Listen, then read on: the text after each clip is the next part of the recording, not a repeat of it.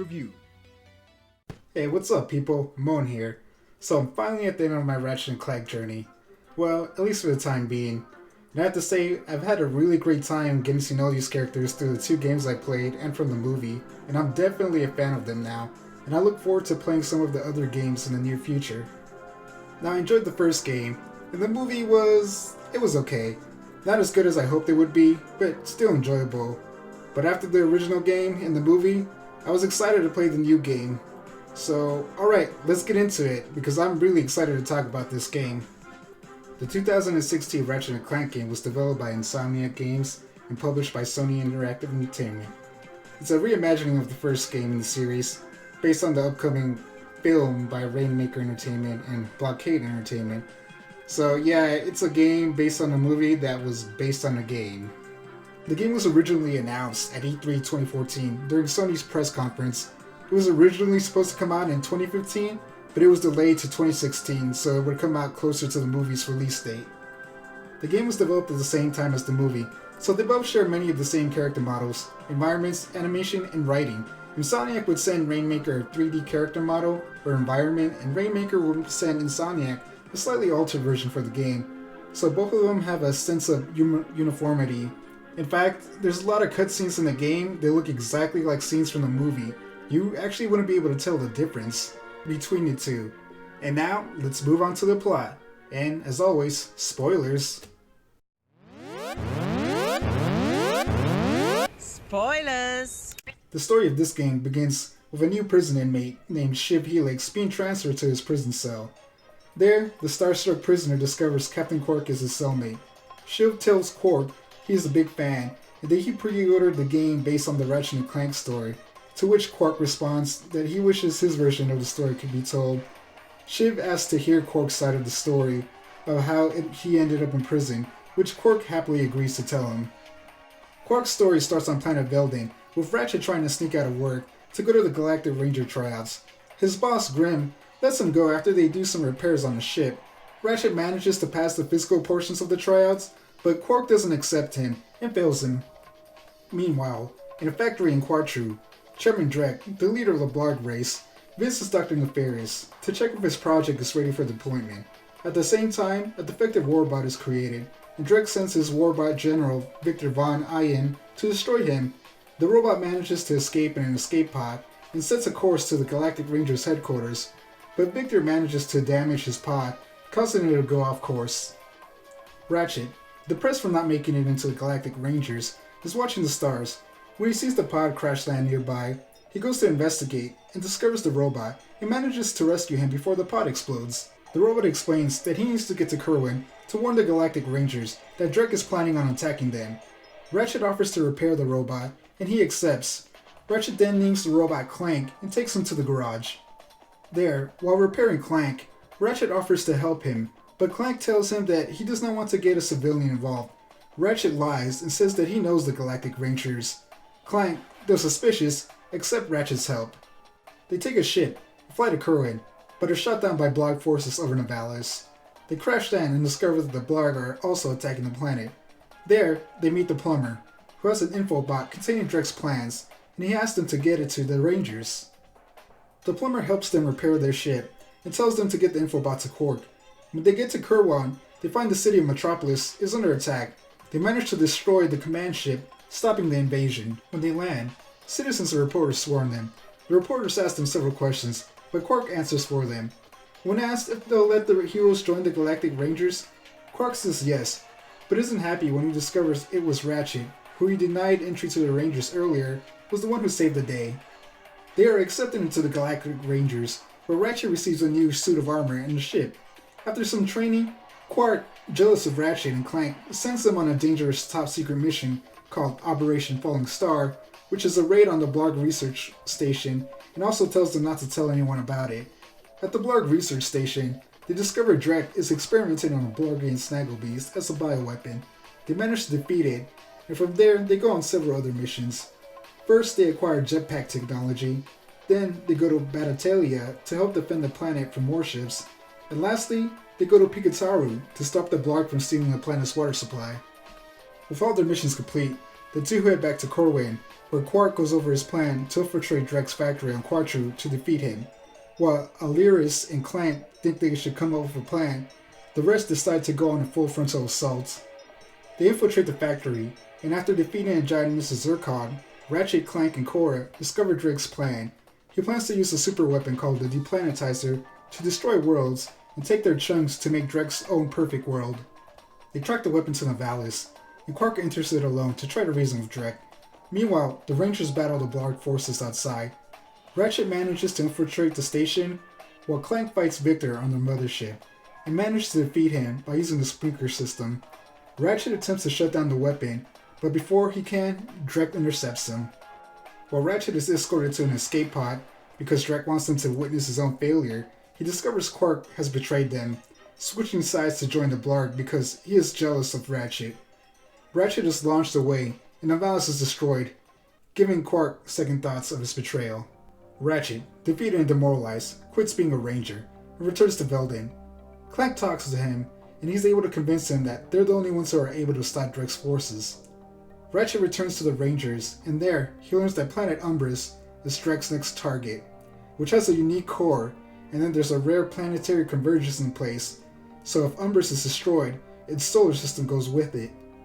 The two acquire a hologuise, and Alaris fixes up the device to make them look like Quark, so they can infiltrate the Deplanetizer and take out its power source, while the rest of the Rangers use their tractor beams to move the weapon out of Umbris' orbit.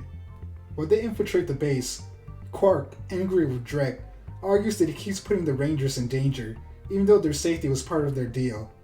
Nefarious enters the argument and mocks Quark for betraying his friends, saying that everyone has a price, and what was his price for betraying his friends? When Quark leaves, Nefarious betrays Drek, turning him to a sheep and launching him into the artificial world. Meanwhile, Ratchet and Clank find the core and extract it, causing the station to lose power, but it's still able to fire. The Rangers manage to move the station on time, so it fires harmlessly into space. Ratchet and Clank head to the firing chamber to shut down the weapon once and for all, but are intercepted by Quark, and a fight ensues. After the fight, Quark admits that he's remorseful for his actions, and he asks Ratchet for forgiveness. Nefarious interrupts him and tries to kill them, summoning a mech suit. Nefarious attempts to destroy the Deplanetizer power source, the Dwarf Star, which would destroy the system. Ratchet and Clank defeat Nefarious, causing the suit to fall into the star, where it and Nefarious are destroyed. The station falls towards Umbris and starts to burn up in the atmosphere. Ratchet, Clank, and Quark go to the bridge to use its teleporter to get off the station, but an explosion knocks Quark onto the station's glass, which begins to crack. Ratchet and Clank rip out the teleporter out of its socket and push it towards Quark, and all three use it to escape. The story then returns to present day, with Quark and Helix on cleanup duty. Ratchet and Clank run into Quark on their way to visit Alaris. Helix uses the opportunity to steal Ratchet's ship and escape. The Rangers chase after him, and Ratchet asks Clank if he's ready, which he says, always. Ratchet also asks Quark if he's coming, which he happily responds, absolutely, ending the game. The gameplay remains mostly the same. It's still a 3D platformer with a third-person perspective, but they added several new features to improve the overall gameplay. Since I've only ever played one other game in the series, it's hard for me to tell if these were improvements made in other games of the series, or if they were just improvements made for this specific game. Either way, I really like the improvements, and they made the game way better than the original one. Some of the features that they added are that you now gain experience from defeating enemies, and when your level increases, you gain more health, so you no longer have to buy health upgrades. Weapons also level up, allowing you to add more upgrades with each level they gain, and they evolve at level 5. You can upgrade your weapons by collecting a material called Raritanium, not Unatanium, Avatar fans. This is done through the weapon shop, and I have to say, maxing out a level on a weapon and fully upgrading it is awesome, and you could just devastate enemies with a completed weapon. I hardly use the secondary weapons in the original game, but this time I use the secondary weapons all the time, and I hardly use my melee attacks. The weapons were very fun to use. I like upgrading them and feeling like I had grown in power. Some of my favorite weapons this time around were the Bouncer, which shoots out a ball that turns into a lot of little magnetic bombs, the Pixelator, which damages enemies and making them look pixelated, and Mr. Zircon, which is a robot that follows you around killing enemies, while also saying some really hilarious things.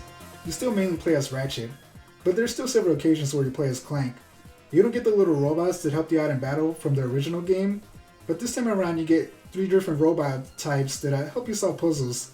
These robots are a spring robot that helps you jump to high places, a bridge robot that creates a bridge from one platform to another, and an electric robot that helps you power devices that perform various functions. The hoverboard minigame returns, and it's much more improved this time around. You also pilot a spaceship in a few levels, just like in the original game, but these levels feel shorter and easier compared to last time. There are also a few levels where you can pilot a jetpack and fly around, and it makes exploration much more enjoyable. I really like the jetpack mechanic, and I wish it was available in a lot more levels. For collectibles in this game, you have gold bolts and holo cards. Like in the original game, gold bolts are found hidden in every level. Collecting them unlocks bonus materials available in the options menu. The more you collect, the more things you unlock, like different art galleries, showcasing the game's art. It also unlocks different colors for your ship and costumes, and allows you to wear different masks and change the way the boats look. Collecting them all also unlocks the Insomniac Museum. The holo cards are obtained by destroying enemies. Completing a set of 3 cards unlocks bonus perks, such as increasing the amount of bolts, holo cards, or rare titanium that are dropped by enemies. Some sets even unlock the Omega versions of a weapon, which are like the golden weapons from the original game, which are stronger versions of the weapons you get in the game. I love this game. I had such a great time playing it. They made so many improvements to the game that really enhanced my experience. Like, my biggest complaint when I played the original game was the story. I felt like Ratchet came off like a selfish jerk, and I really didn't care for the character's motivation or lack thereof. That's something that they fixed in this game. You had a better understanding of the characters and you cared about them more. I mean, I knew why Ratchet wanted to do what he wanted to do, you know, he's been dreaming about being a hero for a long time, and I could get behind that. He didn't really come off as selfish. It wasn't just Ratchet's portrayal that was improved, but also several of the other characters. Like in the original game, Quark betrayed the heroes for an endorsement deal, which made it hard to care about the character. In this version of the story, you can empathize with him a little more. While he's still an egotistical jerk, he does feel remorseful for betraying his team, and he's kind of like Woody from Toy Story, where he feels overshadowed and replaced by Ratchet, so he does something bad to try to get the feeling of love and admiration he lost back. The game was also much more balanced. There were really no parts I struggled with. They also got rid of the issue I had where characters kept making you buy certain items to advance in the story. In fact, some of the items you had to buy in the original game you start out with. The game's humor is also much better, not just the cutscenes but during the gameplay as well. Since Quark is narrating the story, he will at times make funny comments about what you're doing in the game. At first I thought it would be annoying, but I used it sparingly and actually improved my experience with the game. The game isn't perfect though. While the story was much improved, they could have done a better job introducing some of the newer characters, and it's really a companion piece to the movie. So while you get a full story, there are parts that are lacking and which the movie explains better. I also felt like it was a mistake revealing Quark was in jail, as it ruins his betrayal for anyone new to the franchise. There was also a glitch I noticed. Nothing game breaking, but it happened often. It involved the crates. Sometimes when I would stand on them or near them, they would vanish. Also, sometimes they would just end up floating in the air. Like I said, nothing game breaking, but it happened often enough that I had to mention it. These complaints are really just nitpicks, as there really isn't too much wrong with this game. This reimagining, or let's just call it what it is, reboot, does a fantastic job of reinventing the franchise. I'm not sure if they will have 2 main game series from now on, one focused on the original game stories and one based off the movies, but I think they accomplished what they wanted to with the movie and game, which was to introduce this franchise to a newer generation. Sega tried to do this not too long ago with Sonic Boom, but besides the cartoon, they failed big time with their new take on Sonic, as the Sonic Boom games were panned by critics and not well received in general. But where Sega failed, Sony succeeded, and either the game or the movie worked as a great new introduction for the franchise. Like I said, I'm a fan of these characters now, and I'm looking forward to either the next new game in the series or playing some of their older games, and I definitely recommend getting this game, as it's just an overall fun and enjoyable experience. It doesn't matter if you're a new or old gamer, you'll enjoy it. Alright people, that's it for now. Please like, subscribe, and leave a comment. Like, what did you think of the game? Or what other games in the franchise do you recommend? Alright, Now with this adventure over, I'm off to my next. Thanks for watching. Hey, check out some of our other videos like FJ's review on Division or Ken's review on Song Sanctuary. I also did a couple more reviews on Ratchet and Clank, so check them out.